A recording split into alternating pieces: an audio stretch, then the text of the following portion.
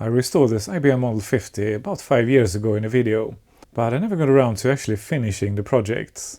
So in this week's video we are going to revisit the oldest unfinished project on this channel. First we are going to try out a couple of drive options and pick the best for this IBM. Next we are going to upgrade the graphics to 1024 by 768 at 256 colors. And finally, we are going to tackle the issue of these machines only having room for 1 MB of RAM on the motherboard. So I haven't turned on this machine probably in years, so let's start with a quick test. Well, the fan spun up, we've got a cursor on the display, it's trying to read from the diskette drive, we've got a 165 and a couple of beeps. So I have probably removed something from this machine that had been previously installed. Okay, in that case, let's insert a reference disk. Reference diskette is the way to get inside the BIOS on an IBM PS2. So let's reboot that diskette in the drive. It seeks, it beeps, and it reads. Okay, so the machine seems to be at least partially working. Adapter configuration error 165. So apparently I have removed something from this machine. So let's just run automatic configuration, just to get rid of that error. And then we'll check inside and see what I have removed. Automatic configuration complete. So if my memory serves me right, we have repaired the diskette drive in this machine. And then we installed a very old SCSI drive. But if I remember correctly, it was way too noisy. So I wasn't happy with that solution. Let's remove that reference diskette. And insert a DOS diskette. It reads and it boots. Okay, so the machine is still working. That's an excellent start. So this is not going to be a repair video at least. These machines are almost completely toolless. The only thing you need tools to remove is the motherboard and the power supply. To get that lid off, we just need to loosen up these thumb screws. And then we can just pull the entire lid off. And my memory was correct, so we have a really noisy Apple branded SCSI drive in here. And apparently I have removed the controller, so that's why the machine wouldn't boot. We probably needed that controller to test some other machine. Since I wasn't happy with the solution anyways, I just left it out. Okay, so here's what we have done with this machine previously. First we took it apart completely and washed every single little piece of this machine. Because this IBM was incredibly disgusting, and then we had to repair the diskette drive because it wouldn't work at all. So first we replaced all the caps and then we had to align the heads. This machine also has Mathco. I think it came with this board, so that is actually not my upgrade. The fan back here was incredibly noisy, so we have replaced it with a notcher fan. And now it's very nice and silent and much more enjoyable to use. And here is where I think we left off the project. We installed that incredibly noisy hard drive and then this future domain SCSI controller. It does work, but it's incredibly noisy, so I didn't enjoy using this machine. So I guess we might as well start where we left off. There were only 2 options for storage when we restored this machine 5 years ago, at least that I was aware of. So the first option is an original hard drive, of course, and original hard drive controller. Unfortunately, the platters on these drives have not aged well. They are just completely destroyed and unusable. I did manage to find a spare drive after a few years, but that drive had exactly the same issue as this drive. So there may actually not be any original drives alive anymore. The second option was to install a SCSI controller and just a regular SCSI drive. And that is what we did. We installed one of these future domain 350s and an old 25 meg SCSI drive. Apparently from some Apple. After the upgrade I installed some old DOS game, but that drive was too noisy to enjoy the game. So that's why this project ended up on a shelf. Since then we have got at least 2 more options. Before we continue, I'd like to thank the sponsor of this video, PCB Way. Aside from making excellent PCBs, as we have seen in many of my videos, they also do CNC machining, 3D printing and injection molding. Perfect for prototyping and vintage computer restorations like this one. This is just a few of the projects we have built on this channel, and there are many more to come.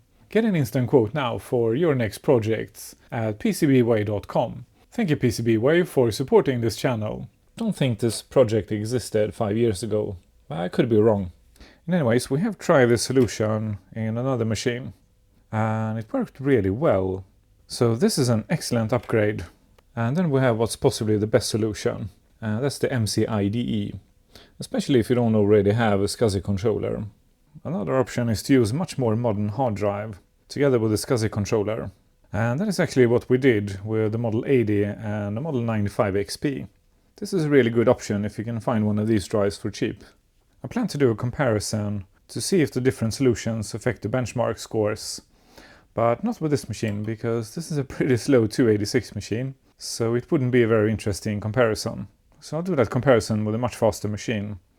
Probably the Model 90. Well, I did some thinking and I made my choice. We're gonna go with a Future Domain 350 controller and a mechanical hard drive from 1999. This card is a donation from one of my patrons. It's in a really clean condition, it actually looks brand new, but unfortunately it's missing the EEPROM. So before we can install it, we need to fix it. The contents of the EEPROM is actually not available at Ardent, but luckily I've got another one of these. So we can just make a copy, and I'll make sure to send a copy to Ardent. My old card is tested and working, but the other card is not. So we'll start by just moving that EEPROM to the new card. The card also provides power to the hard drive through a Molex. I only found this very long extension cable, so I'll look again later and perhaps we'll make a custom cable just for this machine. Okay, the only part that hasn't been tested is that new controller. So let's turn the machine on and see if it works. And yeah, that is a really noisy hard drive. Hopefully the microphone picks it up. So then you know why I didn't enjoy using this machine. Okay, we've got a 165, which means a hardware change.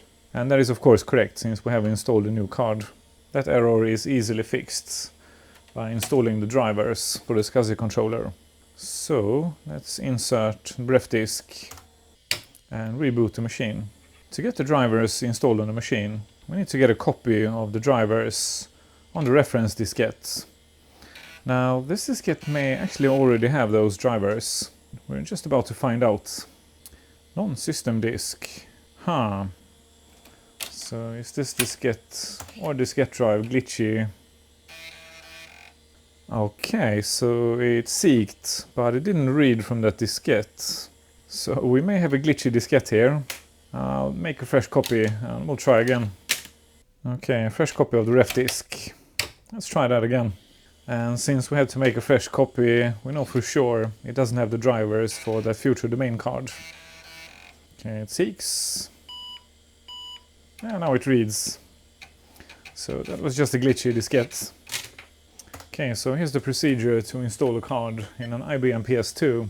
So first we get an adapter configuration error. And since we don't have the drivers on the reference diskette, I'm gonna hit no here.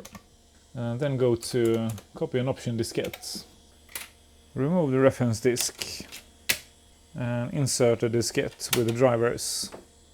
Remove the diskette with the new files. And insert the ref disk. So now the system is making a copy of the drivers for that Future Domain card and installs them on the ref disk. Update of the ref disk completes. So now we can reboot the machine with the ref disk in the drive. So the BIOS on this machine predates what we later got used to. And now we're getting the adapter configuration error again. But this time I'm going to hit yes, because now we have the drivers on that diskette. So I guess it's sort of like a plug and play BIOS. Can be a bit confusing for newbies, but after you have done this a couple of times, the system really works well. Automatic configuration complete. So now I'm going to eject the ref disk, and the card has been installed. I think we have DOS on this drive. I guess we're about to find out. And it recognizes the Future Domain card and the Quantum drive. It's SCSI ID 0. So the controller seems to be working, and now it boots to DOS. Awesome.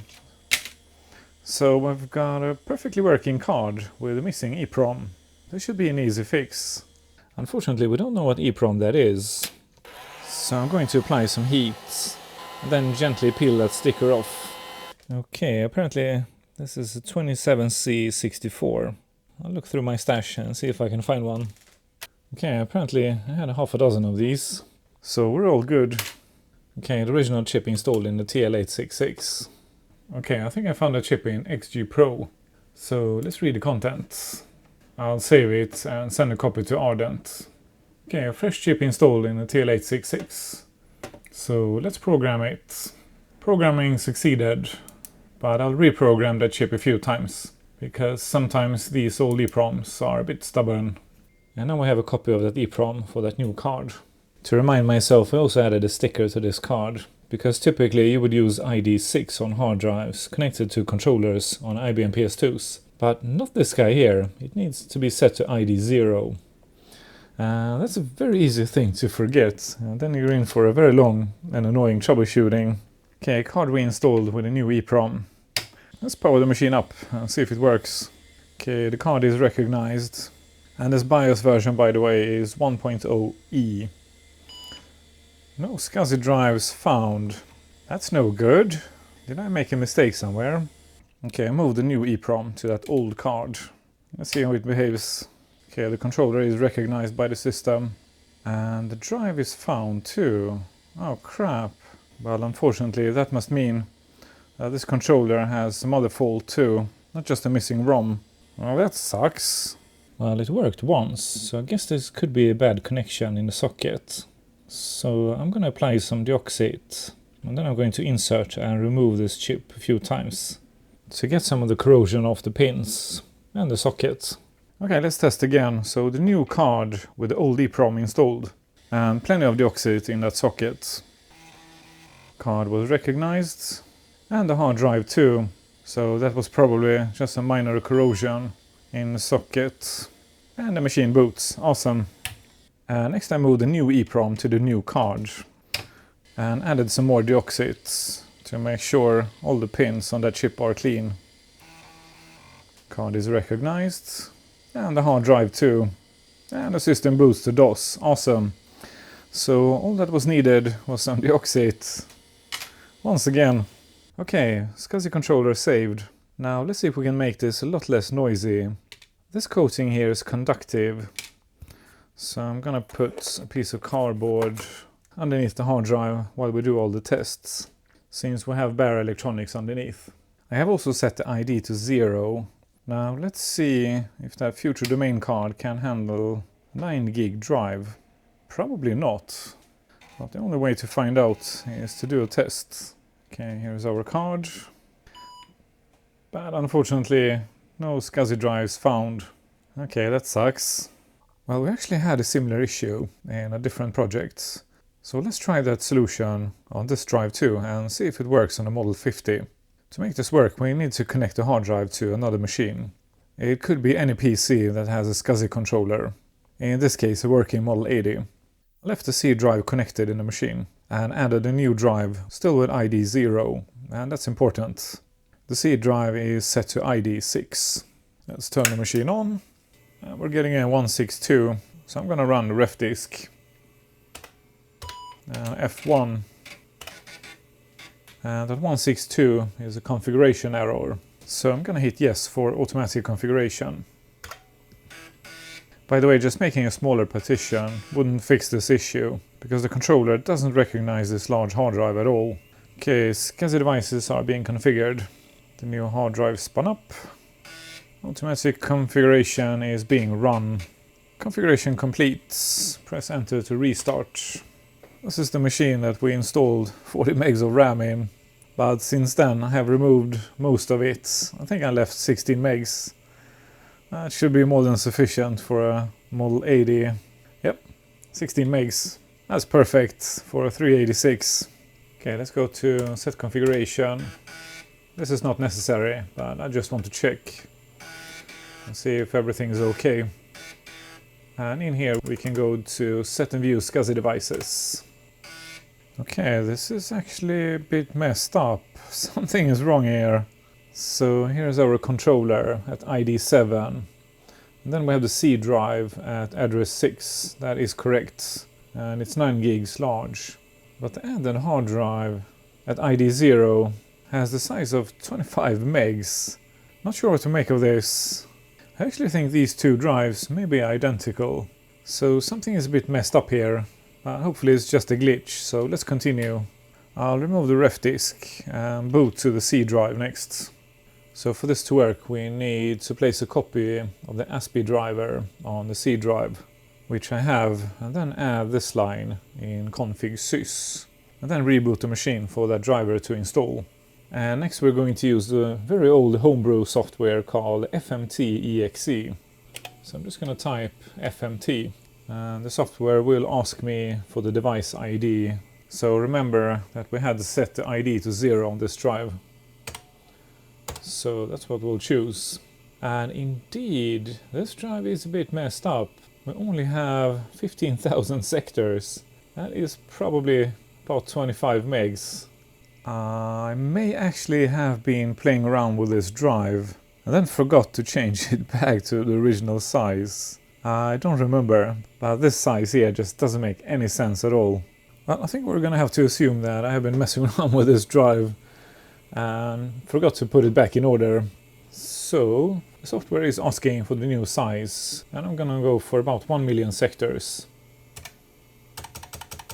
That should make it into a roughly 500 meg drive. Hopefully small enough to work with that controller, but still huge for when that Model 50 was new. A 50 meg drive was considered large in a Model 50. Continue with formats. Okay, I ran FMT again, and as you can see, that drive now has 1 million sectors. Next I'm going to boot the machine using the ref disk again. And in here we need to bring out the hidden menu with Control A. And now we have two more options that weren't here before. Format a hard disk. Okay, and here's our C drive. That is 9.1 gig. And a 512 meg hard drive at ID0. So the software works. Now let's format that drive. Format SCSI drive. Are you sure you want to continue? Yes. Do you want to stop now? No. Are you positive you want to continue? Yes, I am. IBM really didn't want me to format my hard drives. Okay, and this is going pretty quickly. This is sort of a low-level format. Approximate capacity is 512 meg.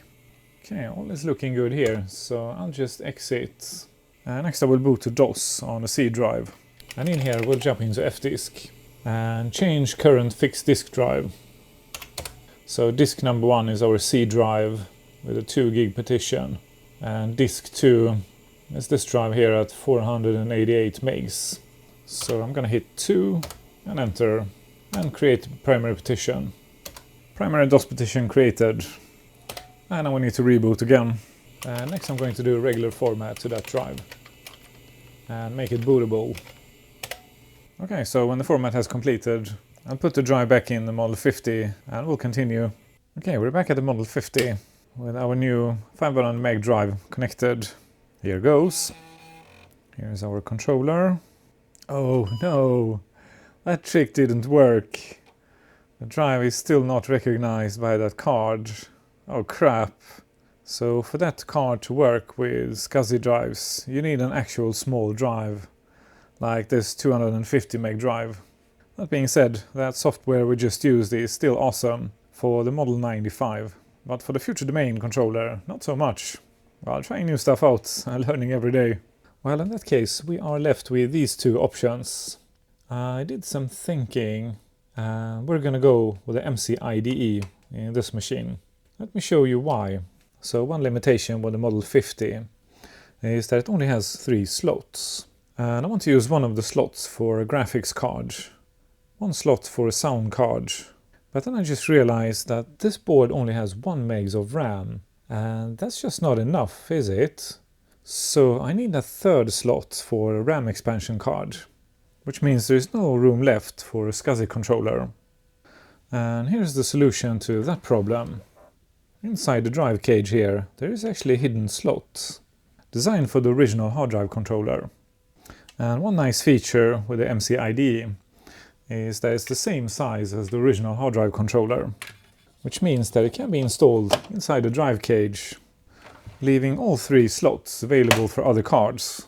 So in hindsight, this is the optimal solution for the Model 50. Okay, the controller and the compact flash card installed, and I have to say it's a really neat installation. Now this is actually an IDE controller, so you could use a mechanical IDE drive if you want to. Okay, let's see if it works. I can't recall if we have tried MCA-IDE in the Model 50 before. I think we used one in the 50Z, but this is the original Model 50 021. Okay, we've got a 165, so let's insert the ref disk and hit F1. And once again, I'm gonna hit no and copy an option diskette.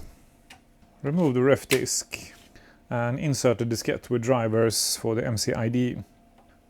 And then reinsert the ref disk again.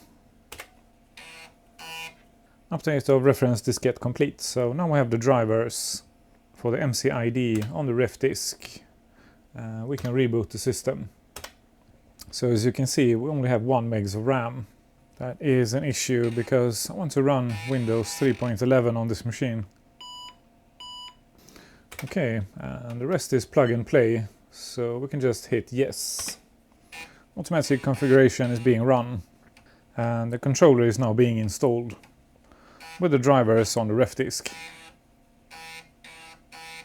Automatic configuration complete. So we can remove the ref disk from the drive. Awesome, and it boots to the compact flash card.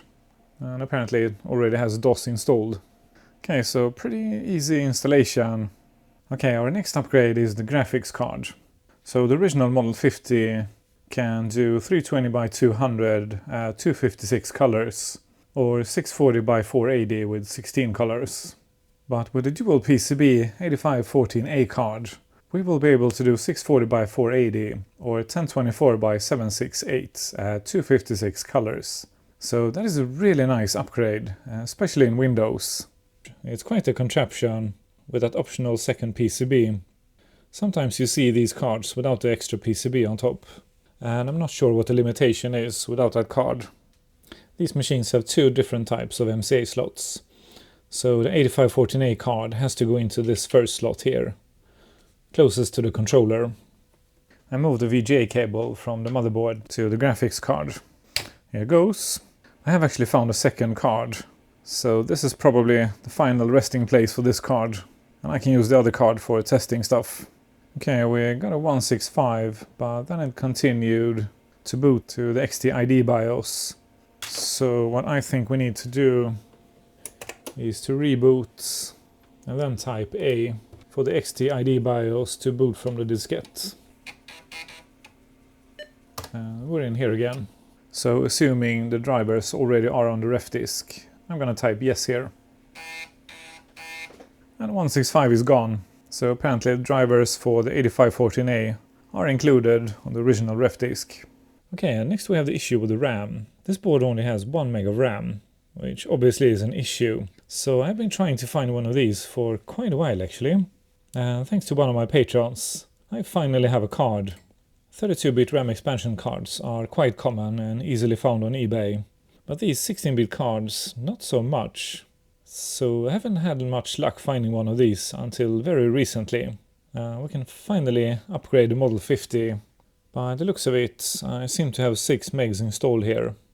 We'll test it like this first, and then probably add some more in this slot. Here goes.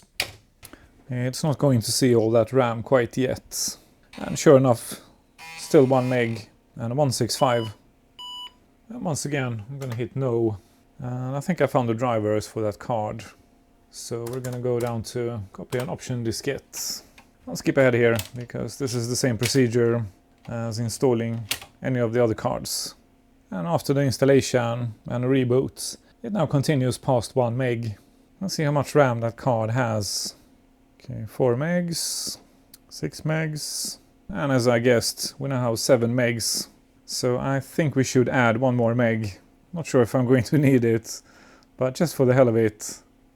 Okay, I found 1 more RAM stick compatible with this card. So we've got 1 meg on the motherboard and 9 megs available total. Awesome. That is a pretty silly amount of RAM for a 286, but why not? And down here we can also see the cards we have installed.